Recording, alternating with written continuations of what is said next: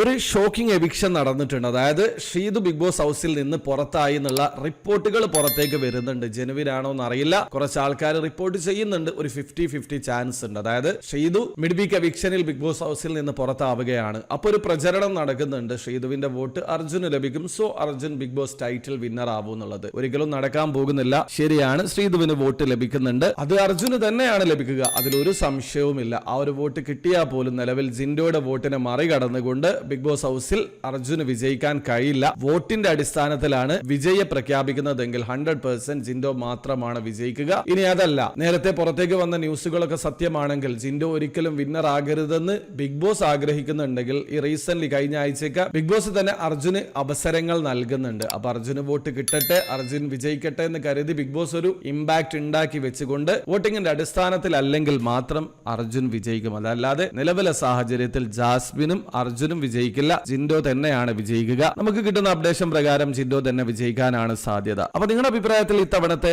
Big Boss title വിന്നറിന് deserving ആയിട്ടുള്ള contestant ആരാണ്? ജിൻഡോ ആണോ, അതല്ലെങ്കിൽ ജാസ്മിൻ ആണോ, അർജുൻ ആണോ? നിങ്ങളുടെ ഒപ്പീനിയൻ തീർച്ചയായിട്ടും കമന്റിൽ അറിയിക്കുക. അതോടൊപ്പം തന്നെ ബിഗ് ബോസ് റിലേറ്റഡ് ന്യൂസുകൾ അറിയാൻ താല്പര്യമുള്ള ആൾക്കാർ ചാനൽ ഒന്ന് സബ്സ്ക്രൈബ് ചെയ്ത് വെക്കുക.